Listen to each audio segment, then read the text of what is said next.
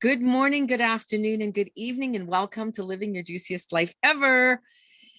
Wherever it is that you are in the world today, I am excited about my guest today, and you are going to love the conversation because it's all about love and it's all about self-love.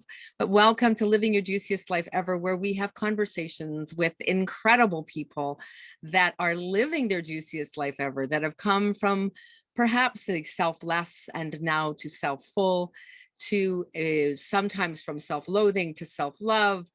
Whatever that is, it's living in that juicy place now where it's a fullness as opposed to an emptiness seeking to be filled from something on the outside.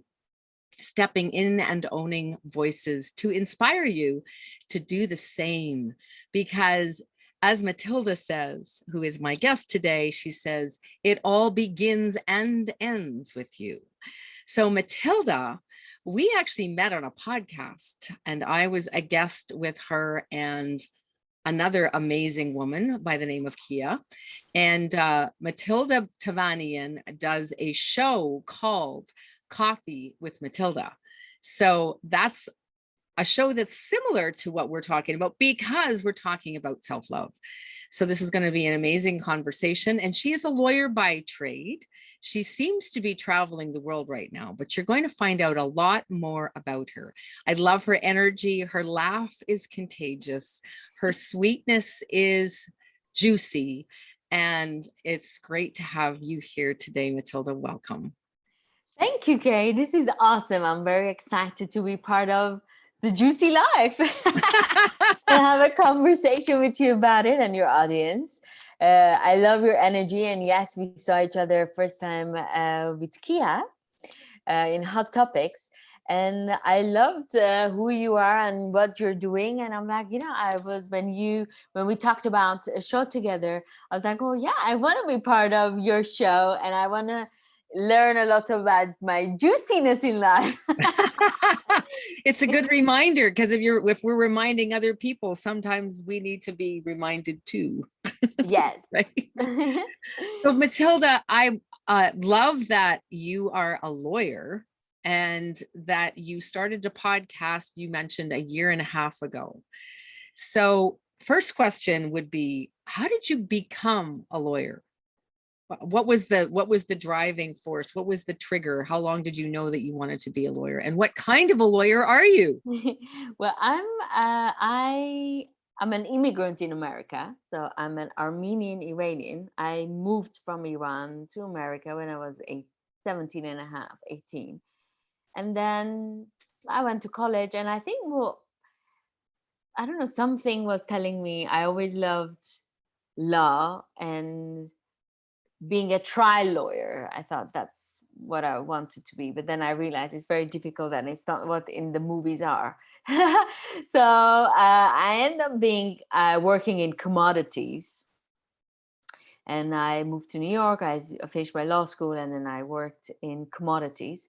And right before pandemic, I met a beautiful man.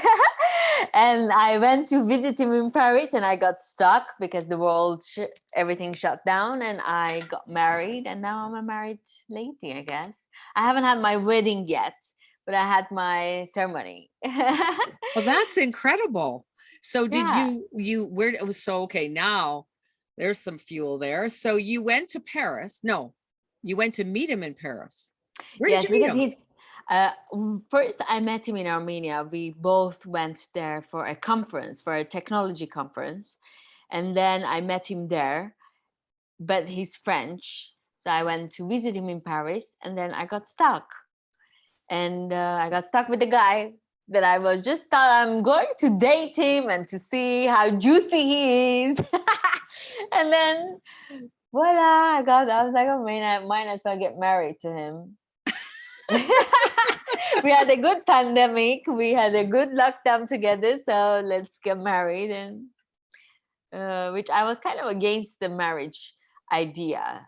The idea of marriage wasn't something that I was interested in. Not necessarily, I didn't want to get married, but I don't think I was in the process of looking for a husband. That wasn't the case. That's when it always Um, happens, though. yeah, I was just happy being single in New York. I don't know if I was single in other cities, how I would feel, but in New York, it's a city for single people. You enjoy being single because, you know, everything caters for single people there.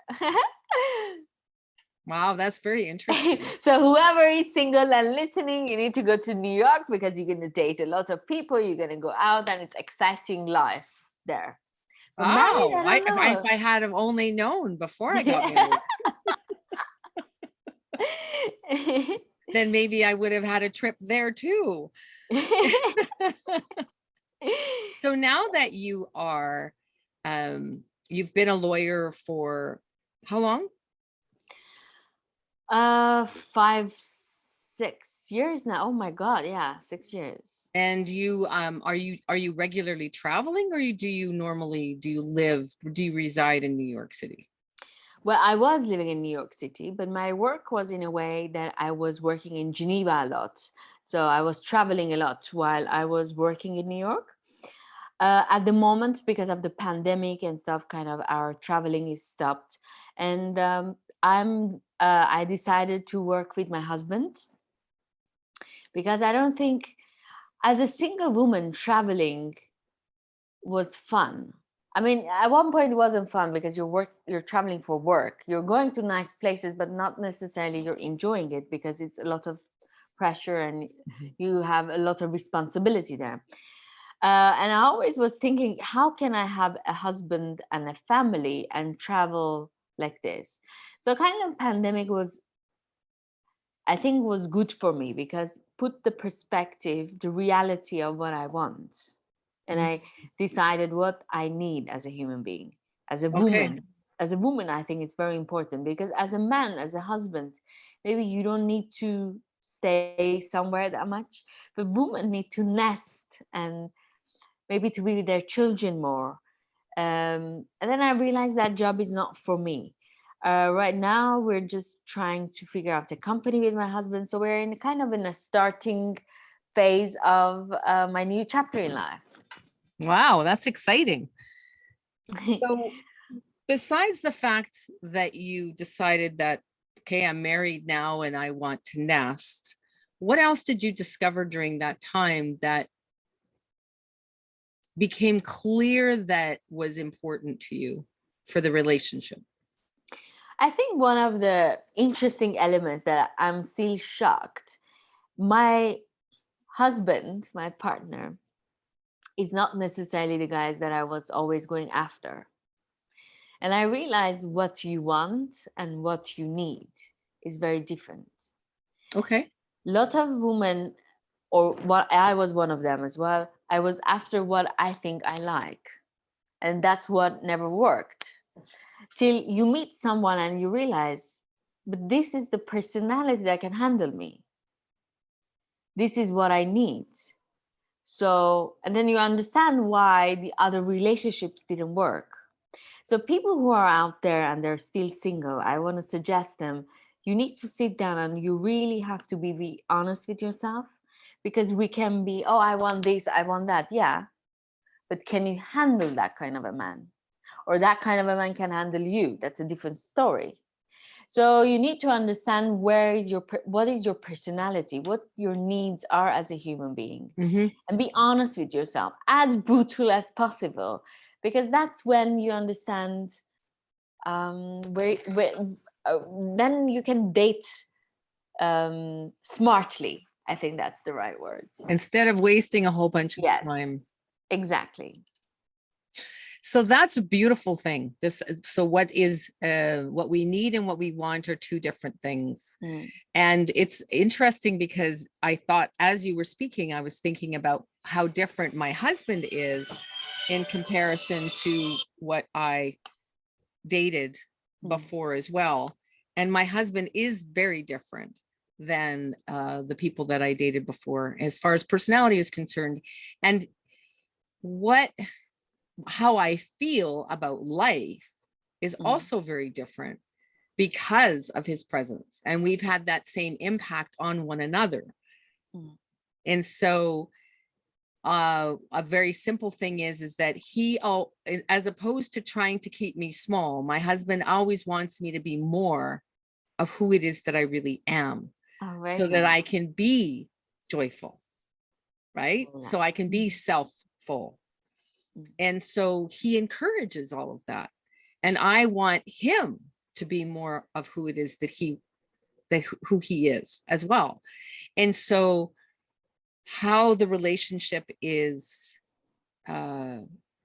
developing and how we support one another is very different, because I always felt controlled before, Mm.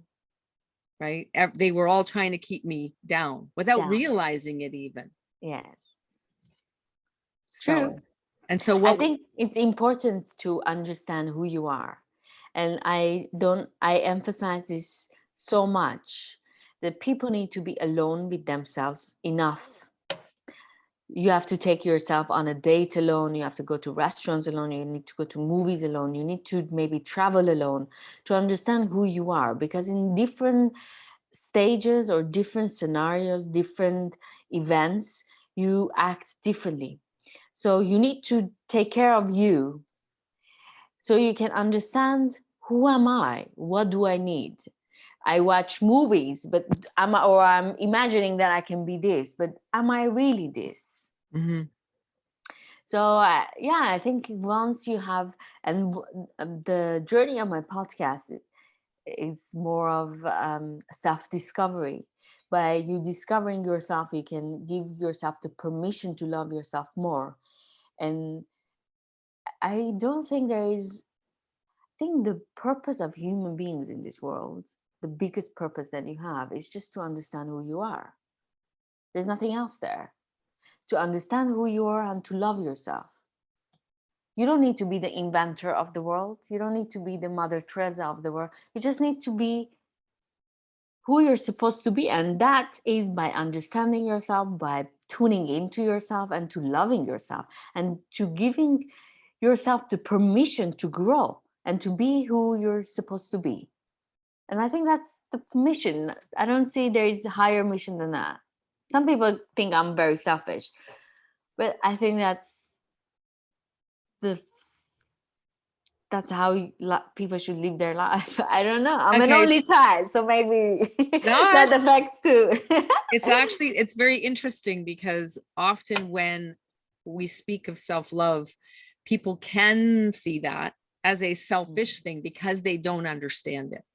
Mm, Right, oftentimes because of the way we've been brought up, and then we went through this phase in time where it was the me generation, mm, right? Well, there's narcissistic me, and then there's real me, yeah.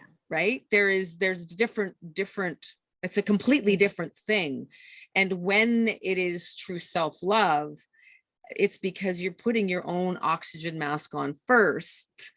And even people and parents, especially mothers, especially, don't understand that. They say, but you don't understand. Like, I would die for my children. Yeah, well, that's great. But you want to die before giving them what it is that you think that you want to give them, mm, right? Because you're burning yourself out, because you're not feeding your own soul first. exactly. And when you love from a place of emptiness, it's a place of neediness, Mhm, because you're seeking someone else to fulfill that love. And that's nobody's job but yours. And exactly. then, and until we can love ourselves, we can't even receive love. Mm. And You know, so it's a kind of a true, messed very up true. perspective, you know? In my culture, Armenian, Iranian, they look at, oh, the woman should get married at certain age. They force you, they push you actually, lots of times. And they will keep telling me, oh, Matilda, why you're not getting married? You're this, you're that, earlier. But for me, it was like, okay, I haven't found the right person. Just marriage is not the answer for my problems. Why would I need to marry someone just for the marriage idea? Okay, just because I like that guy, that doesn't mean I'm mature enough emotionally.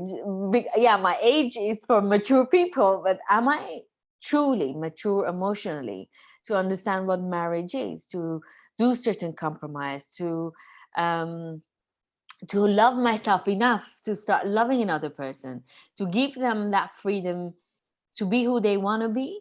Yes.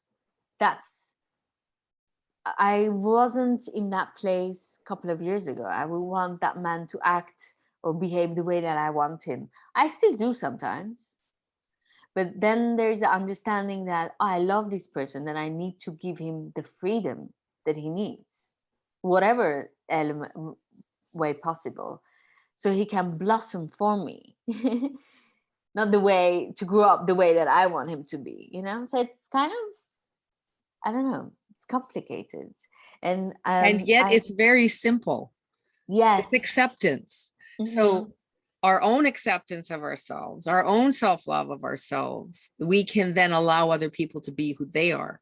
And if True. they're a fit for our life, we have a much better concept of who it is, as you mentioned, is a fit for our life when Exactly. we get to that place. And acceptance, it's so funny that you would say that. Sometimes I want him to be the way that I want him to be. And before my husband and I got married, I would ask myself whenever I got frustrated or impatient, and I'd say, am I wishing that he was like me? Or am I wanting him to be someone other than himself? Mm. And then in a less than 10 seconds, I would know the answer to the question and I would laugh and I would go, he can only be him. Mm. And if it's not him that I want to be with, then that's it. Right. True.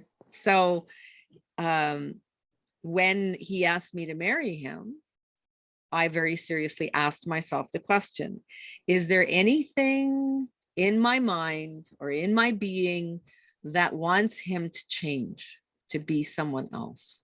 And the answer to the question had to be no before I could say yes. Very nice. True. Yeah, it's that's why I'm like, self awareness, self understanding is very important. Otherwise, you cannot understand others, and you cannot even have compassion for others. When you realize, um, I always tell people, you have to, or in my podcast, I always say, sit in front of a mirror and look at yourself and smell the bad smell, smell the good smell inside you.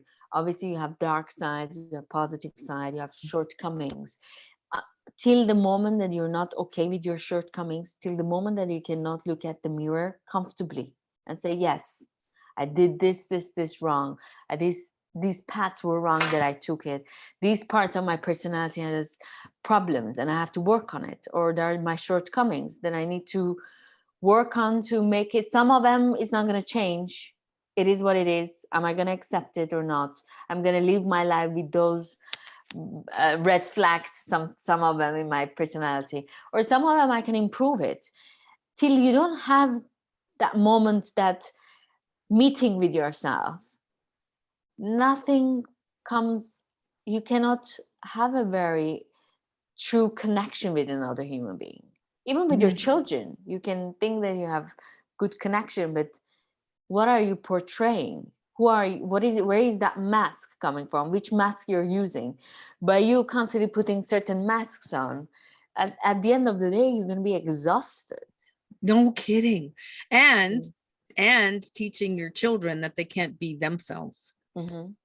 And I think that there's been so much of that. There's been so much that's been lost in the world with the entrainment of the busyness, right? Keeping Yes. people so busy and confused and overwhelmed that they stop making intuitive or heart choices, and they try and they we start thinking predominantly on the left side of the brain, and we lose that creative and the connection to the heart and the creation and the connection to the intuition and our spiritual connection. And Mm. so it creates a world that doesn't, of people that don't trust themselves, right? True. And they don't know themselves. And it makes them want, and so then also what happens is shopaholic is definitely a symptom of that, because it's a True. constant desire to seek to find a way to make me feel better about myself by buying things, which never works. True, or addiction, Yes. alcoholism, Yes. drugs, Just another form of addiction. and also even going through bad relationships after relationship, not giving yourself the time to heal. It's another thing because you're kind of afraid of yourself to be alone and to feel the pain. I think the society is in a way that we don't advertise. We advertise you shouldn't feel the pain, but actually, pain is beautiful. It's through pain that we grow. It's through pain that we have breakthroughs. And if we have a society that constantly is like, oh, you have to constantly feel good. But why you should constantly feel good? I mean, you're a human being. There are days that you have to be blue. Oh, for God's sake, some days you have to feel black, let alone blue. So, and these emotions are beautiful because they're teaching you something, because they're there to give you warnings. And if you want to constantly numb it with shopping, numb it with eating, numb it with, I don't know, going out a lot with friends, or partying, or I don't know, lots of other ways that you get, lot of other outlets you find to not feel what you have to feel, to Mhm. sit in front of yourself because it's painful to look at it in the mirror. That's why we have a lot of problems in the world. That's why I say everything starts and ends with you. All the answers are within you. It's just maybe you haven't digged in deep enough to find it. Yeah. So what before you came, before you when I back right up, and so when you came from Armenia, Iran, born Iran, and when you raised came in from Tehran, Iran. but yes. Okay. So your decision to come over, what what was the process that you had with that? What was going on for you? um, I always had that thought, or the setting was that I will have my education outside of the country after my high school. So living was not a very surprise for me, or surprise for my family, my parents. Although I'm an only child, but we always knew that I'm gonna go after my high school to study Oh, so you somewhere. left for education. Yes. So and my grandma was living in LA. So for me, I came to my grandma's house, and my grandma gave me a beautiful life. 10 years in Los Angeles. It was 10 years of love, and so much love.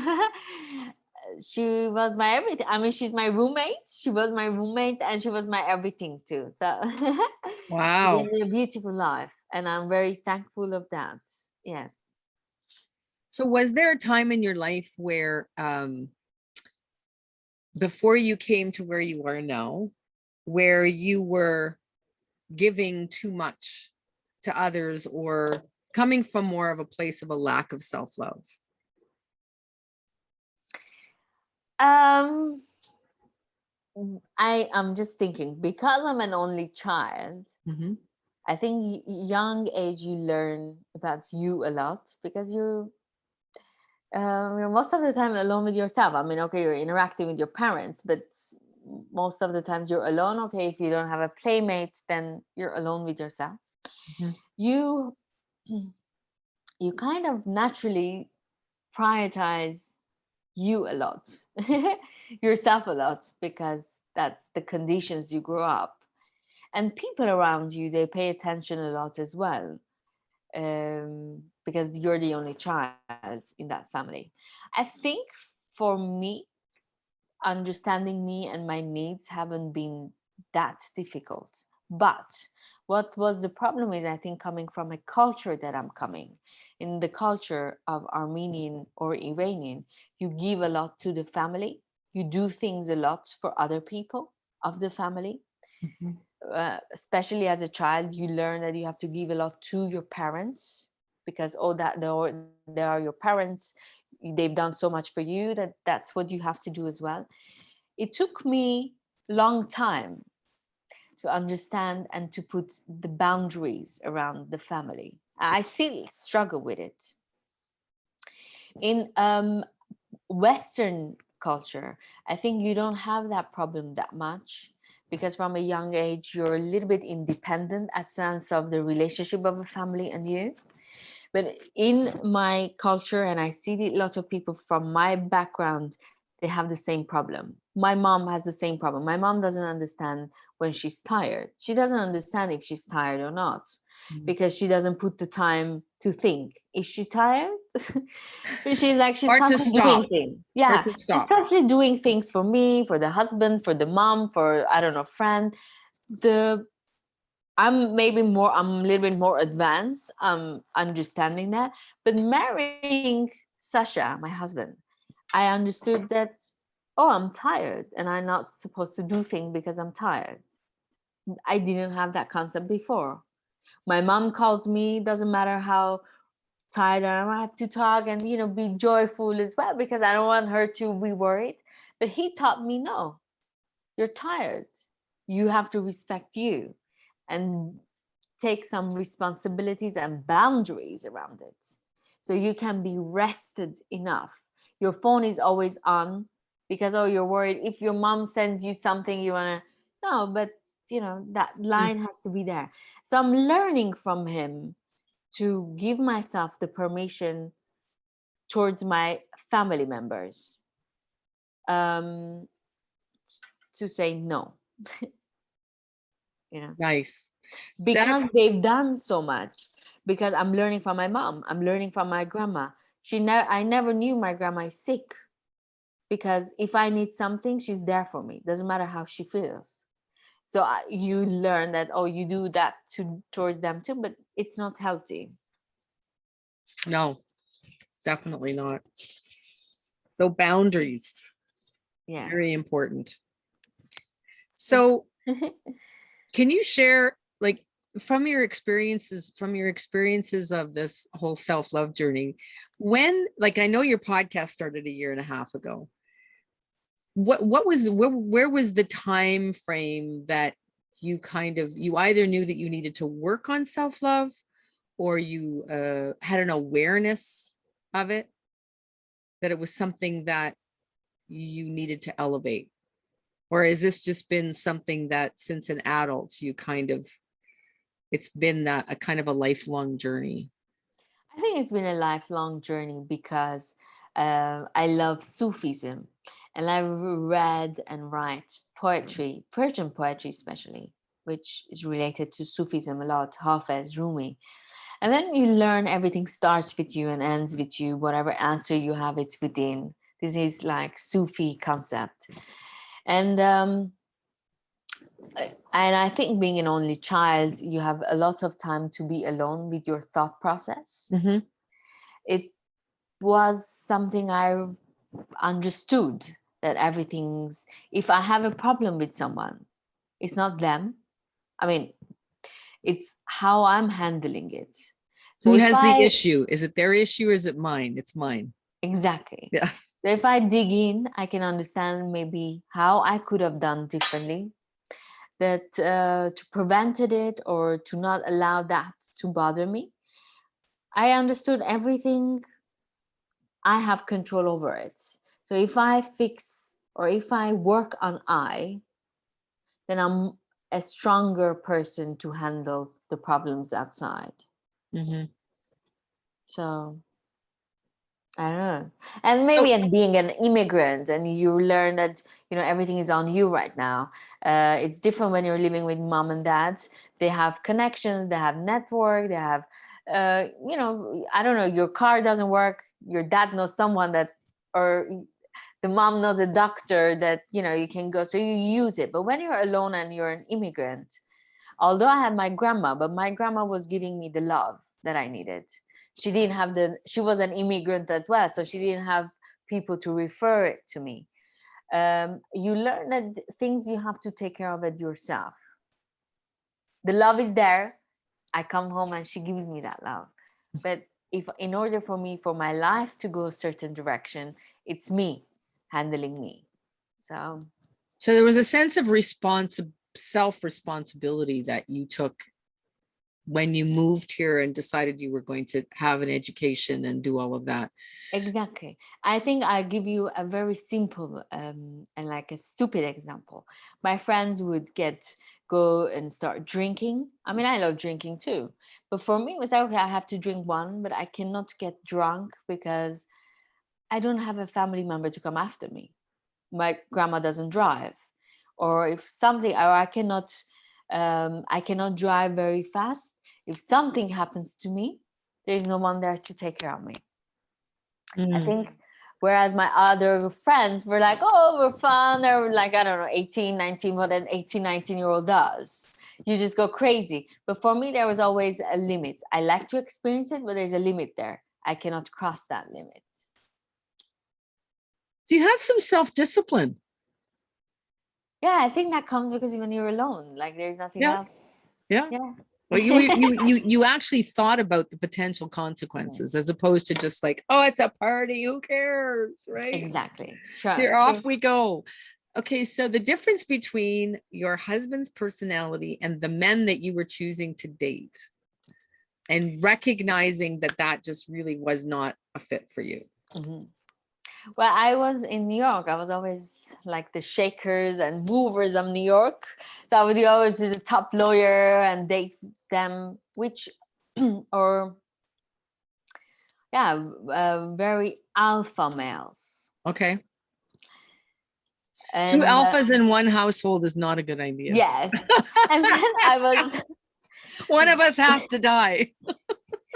the first month maybe was exciting because he would take you to these all the shishi fufu places that I was interested to go, or he would tell me I'll do this and he would provide a comfort for me. But then you realize a very successful man in that caliber, they give you, they figured out their life and one puzzle is missing and that's you or their wife puzzle. So Mhm. they put that, so you have to, they give you a freedom, but it's in that Box. frame, in that box. For example, they give you 10 dresses to wear, but they chose that 10 dresses and they're like, oh, whichever you choose is good. You don't have that freedom to be who you want. Whereas with my husband, we are growing together. We're going to grow the business together. We're going to build a life together. Whereas I'm coming to someone else's life that is already built. So, and he gives me that freedom, which at the beginning I was like, well, you don't want to take charge on certain elements. And he was like, but no, we're together in this. We choose together. And I was like, more job for me. But now this works because I love to have my inputs. I couldn't, after a month of other people with being with other men that I mentioned, I would get frustrated. I'd be like, I just need to go out.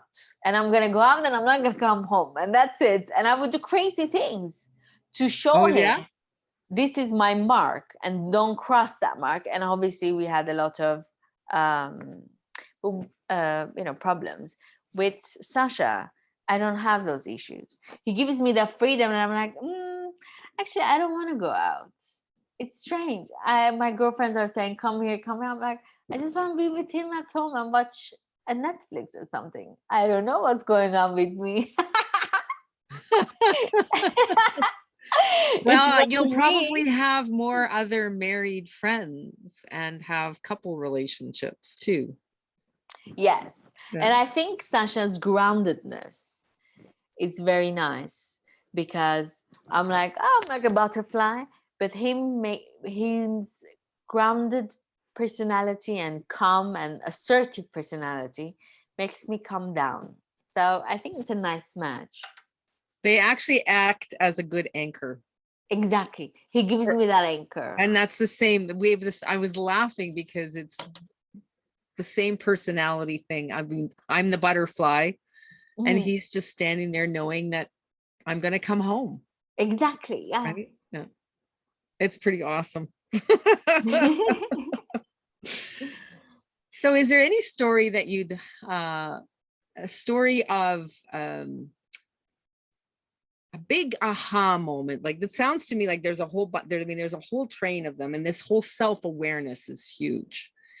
So, and it seems like it was one journey. There wasn't really a disruption of it. It was just kind of like this evolution that you took part in, which is interesting because very often there's big, I mean, moving is a big deal. So I'm not saying that those aren't big deals, but any kind of trauma that shifted you in a positive way in any shape or form, like when you were a child, or it was your home life, besides really, I think there was probably a lot of maybe there was energy around the whole, this is the way that it is, and this is how you're going to grow up. Did your parents accept your independence, or was there conflict as you were going through that creation of independence? I think part of them, they wanted me a certain way, and they were always worried about me. But I think at some level they understood they cannot keep me. They needed to give me that freedom to go at certain age, 18, although they would have loved to keep me at home. They realized I cannot thrive at home in Iran. I need to go.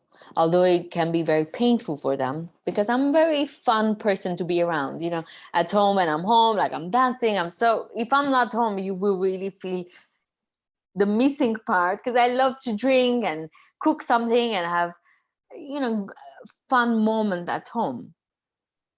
But they were okay for me to leave because they understood keeping me won't be okay.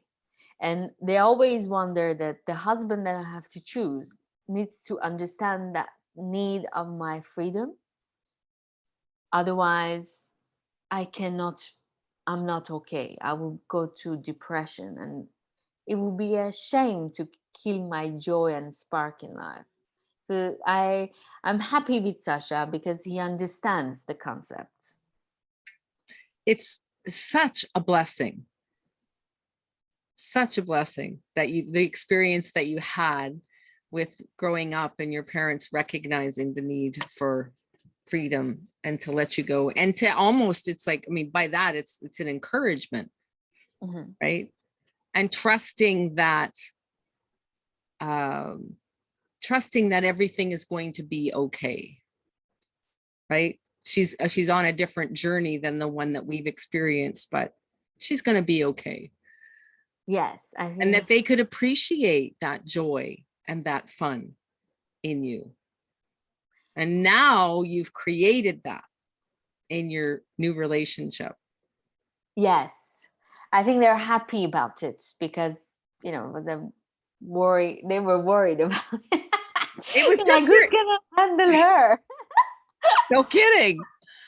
And it was just your anniversary too, wasn't it? Yes, it was my 1-year anniversary. We got married in pandemic in Paris. So, yeah. How amazing. It was actually, I was very nervous. That day I was very nervous and I couldn't even come out of the bathroom. Oh, really? I was like, I didn't even shower to go to the ceremony in Paris because I was feeling, oh my God, I'm doing one of the most important thing I'm signing in my life. And no one in my family, even friends, they met Sasha because we met right before the pandemic and then we were stuck. So I'm choosing a husband without no one even meeting him. But I just felt like that's the right thing to do for me. But I was alone. I felt that was bothering me. Amazing. But and you still went through with it, so you knew what it was that your heart wanted. Yes. With him, I think a couple of things I want to mention to the people, to the listeners, how important it is to be alone with yourself, to be in tune with yourself. Because throughout this journey, more when I moved to New York and I lived there for 8.5 years, in these 8.5 years, I cried a lot. Some of the most crazy cries I did in my life was there. And I had a lot of joys as well. I think New York gave me life. I had a full life, all the spectrums, I felt it. One of the interesting things that I'm going to tell to young people, to meet as many people that they can, because these people, they're going to teach you a lot of lessons. I remember the first year, first or second year I was in New York, and I didn't have a lot of friends. Whereas in New York, in LA, I had a lot of close friends, and my birthday was the thing to celebrate big. Obviously, I don't have those in New York. And she met me with me, and she told me, "Oh, how amazing it is that you know what time you're born and who you're born," because she was adopted. And she didn't know exactly the date that she was born, and Okay. they just, I think, made an assumption based her body development. And that moment I realized, who cares? I'm alone. I have me. I know the exact moment that I'm born in Tehran.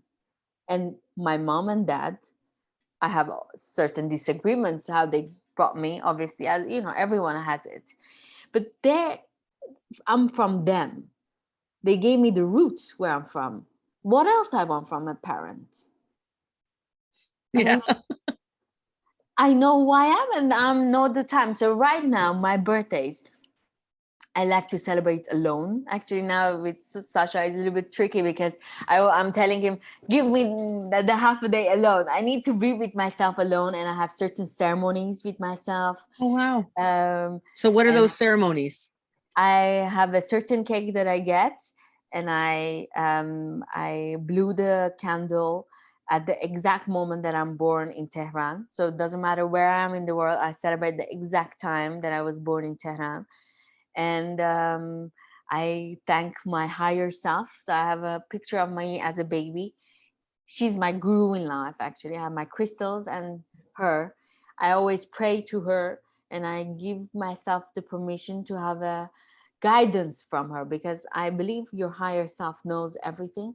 So she guides me through life. And I have a bath ceremony. So I take a bath with 7 flowers for 7 wishes.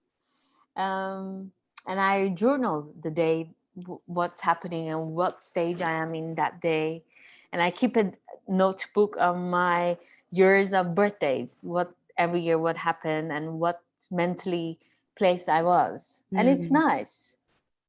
It gives you and I buy something for myself, as something very personal and private for me. So I don't know, I just honor me. And to be honest, I don't care if I have friends to celebrate or not.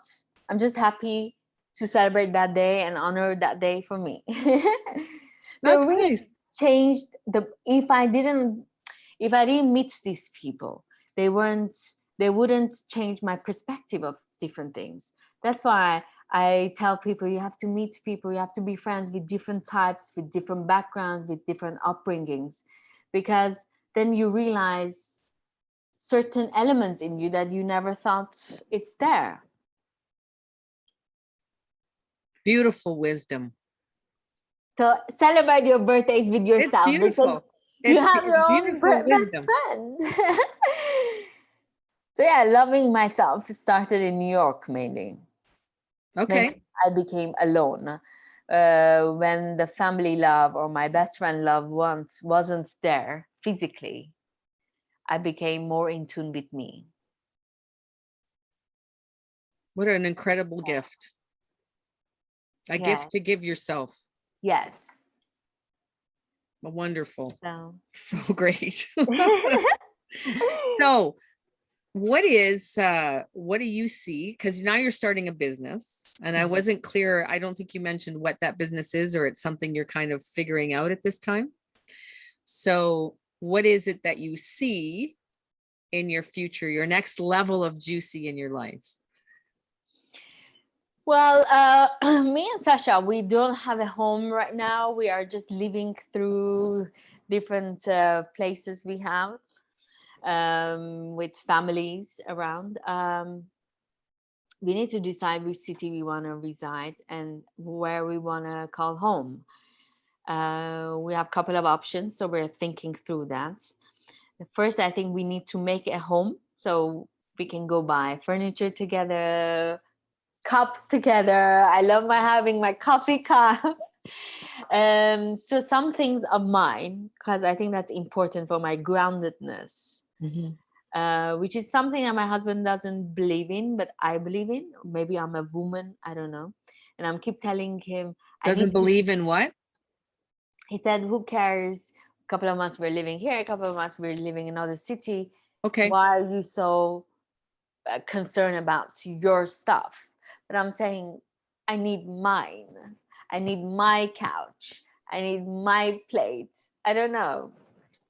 Maybe it's a woman and man difference. Maybe it's just me. I don't know. But I feel like my next step is just to find a place that I can call home. It's my home with Mhm. Sasha, and we can buy things that we like in that home. Something simple. I'm not asking big things, but a plate, a coffee cup that it's mine, and maybe to develop a family. I'm not that young, and if I have a kid, if I want to have a child, it's now. So I need to work on that. We need to work on that together. And And so does he, yeah, is he on the same page with you as far as, yes, he's an oh, only cool. child too. Oh, wow. And we realized we want children to take care of us because we don't have brothers, sisters, so might as well bring a child so later on we'll take care of. These are selfish reasons. But Well, you're no, going we to love. have more than one then to increase your chances. Yeah. True. So no, we're an only child, so I think having children would be a nice thing for us to have people from your own blood in the system. Nice. That sounds wonderful. So it'll be interesting to see where you land up. Are you going to stay in the area of LA, you think, or Well, right now we're in LA, but we were just visiting. We're gonna be in Paris soon, next week. And the south of France? yeah, I I like love South the of south France. of France. Oh my gosh. I had the wonderful opportunity of actually doing quite a bit of traveling for a few years uh, with I mean, and we've done some great traveling now, but years ago, my first journeys to Europe. And I was to France 4 times and Italy 3 times, and just the villages, the landscapes, the skies in Tuscany are more beautiful than I could ever share. The south of France, just the feel of the food and just the atmosphere and just everything about it. It's just glorious. So Beautiful. you like it there? Yes. We should traveling is awesome. It's a beautiful feeling to meet other cultures, meet other people, and Yeah. I think living in different places can give you that opportunity to interact with different settings in life and gives you yeah, you meet people. And I love meeting people. I feel like whoever you meet, they're teaching you something. So I don't know, do we have time? Oh my goodness, it is. Yeah. But I Okay. want to share What do something you want to very do? quick. Yeah. I want to share something very quick, and I want to give the listeners the opportunity that why sometimes you need to be open in life, because you might meet someone and that person can change the path of your life in a way. Yes. So I was in New York and at the beginnings of it, and I was sad because in LA I had a very comfortable life. In New York I have a quote unquote shitty life compared to my LA.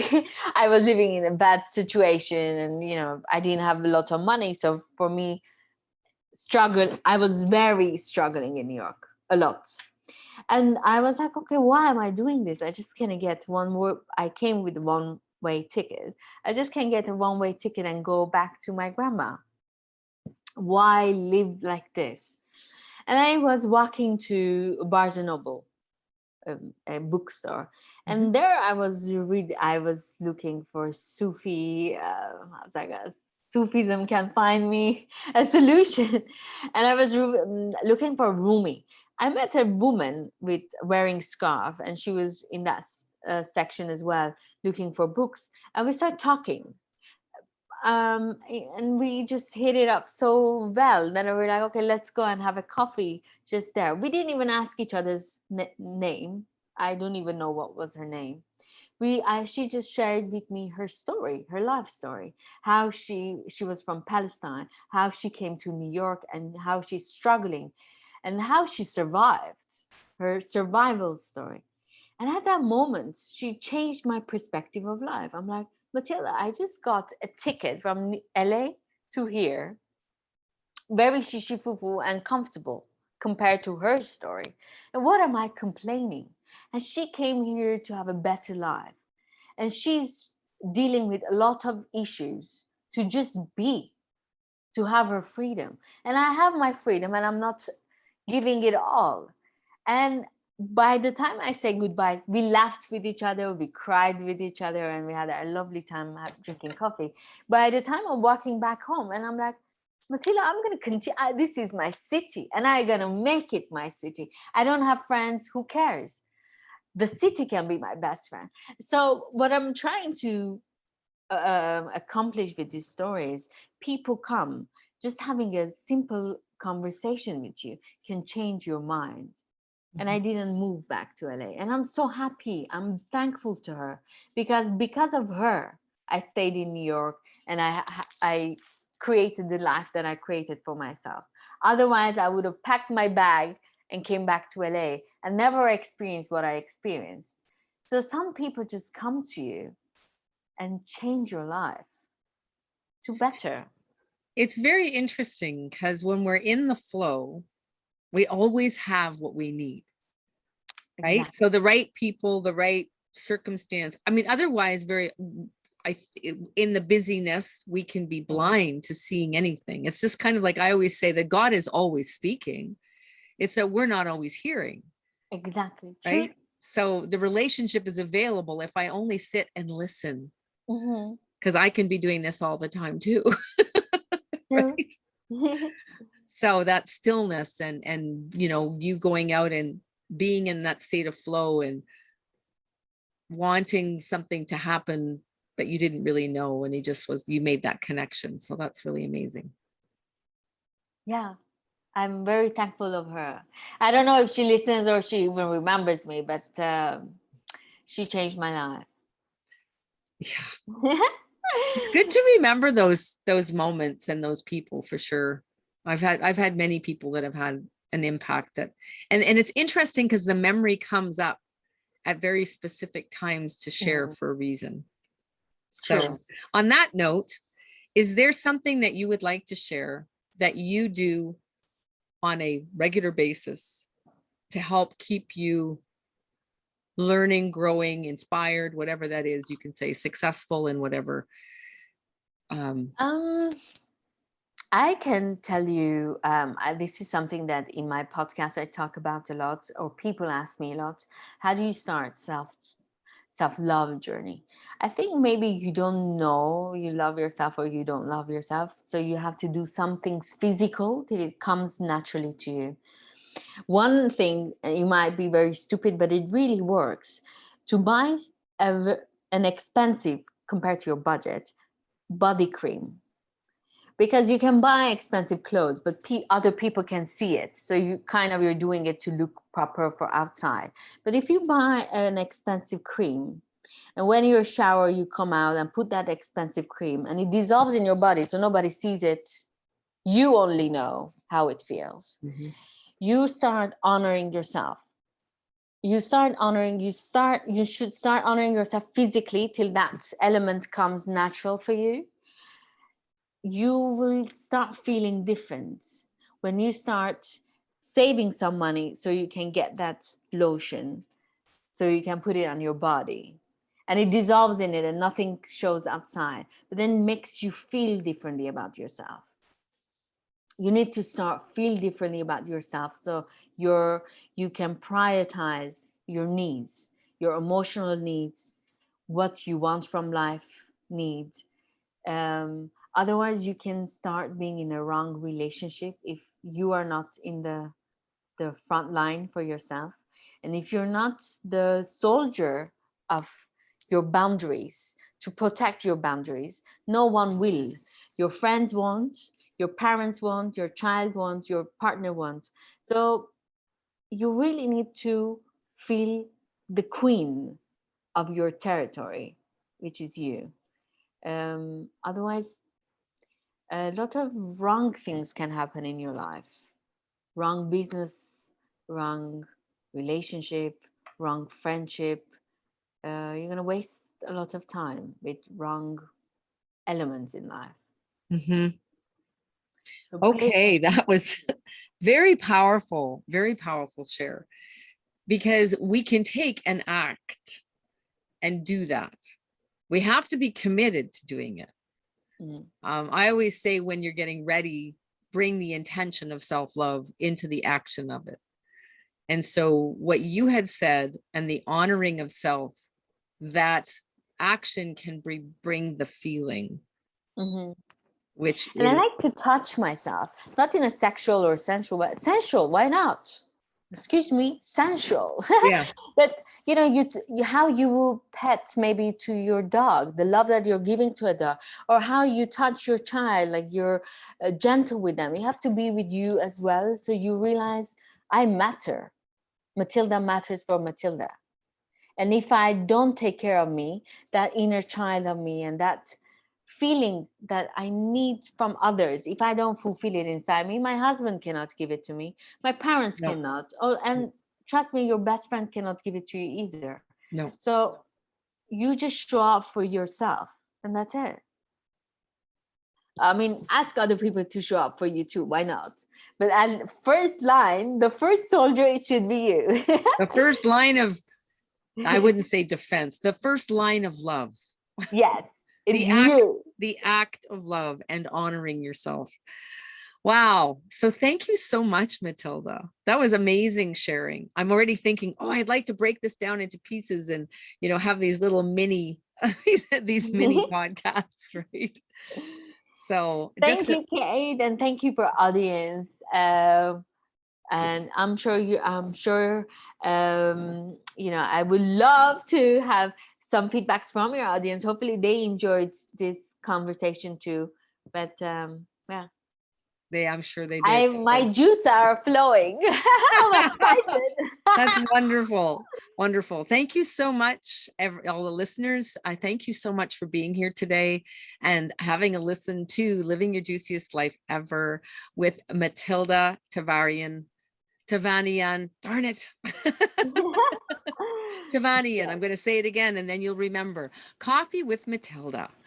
So have a listen and look out for her podcast as well. And we will list the podcast in the description of this. And so thank you so much and have an incredible day. And remember, you are a miracle. Have an amazing day, Bye. afternoon, morning, or evening.